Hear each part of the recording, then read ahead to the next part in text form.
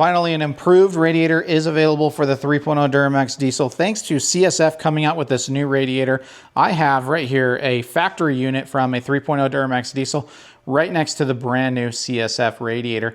Now, one of the biggest things about this radiator is that this is a 31 millimeter thick core, which definitely looks thicker than the factory 28 millimeter core. However, there's some differences with the fin density as well as the tube count, and that may come into play whenever we do our test of how much water can these radiators hold. Now, I have a jug over there. I filled it with 1 gallon of water, and I poured it into each one of these radiators to go ahead and see which one holds more water. Before we get into that, let's go ahead and take a look at this radiator, because this new design radiator, I think, is improved where the factory radiators fail the most, and that is on the crimp design here on the side cores. You can see that there's actually a lot more crimps on the side core versus the factory one. And that could be a great improvement as far as holding these in place, so that way we have less chance of leakage. The other difference is the fin density. You can see that there's a lot of wide spaces in there. That's on the aftermarket CSF, whereas the factory one is very close together.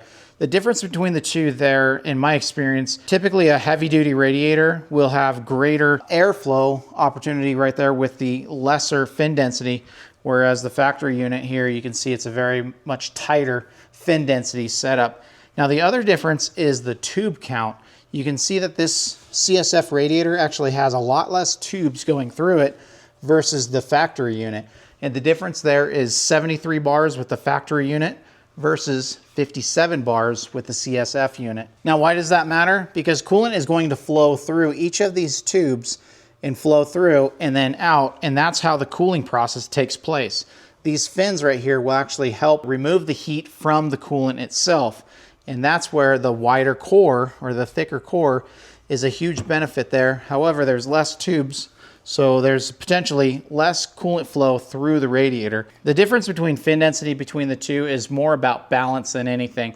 Now, CSF went the route of greater airflow through the fins to help with cooling in the wider tubes, whereas the factory unit went with more tubes and a lot more fin density, so that way there's actually a restriction of airflow in this in comparison to this one. So how well this one works, we don't know until we actually test it. So now we've seen that the end tanks are crimped on a little bit better, in my opinion, versus the factory one. And we can see that the core is actually wider. Now, what about the difference in coolant capacity? The way that I performed this test was I took a 1.25 gallon jug, filled it with 1 gallon of water, exactly 1 gallon. I set the radiator on its backside.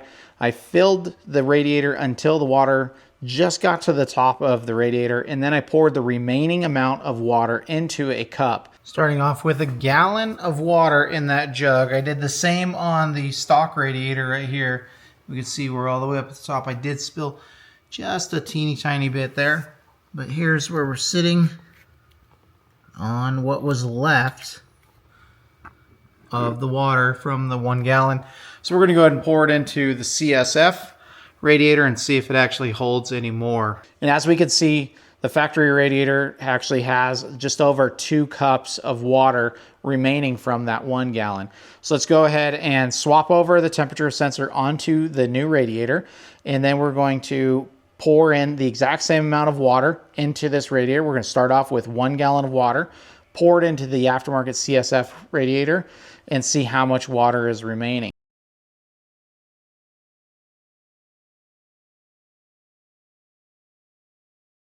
Now, once we're done filling it up, you can see that there's actually less than 2 cups of water remaining, which means that the CSF radiator actually holds a slight bit more water, so it has a slightly greater capacity. I honestly expected a little bit more water to be able to be held into this radiator with its wider core, but like I said, that comes down to the tube count, that there's actually less tubes going through the radiator, so there's actually less area for coolant to go in.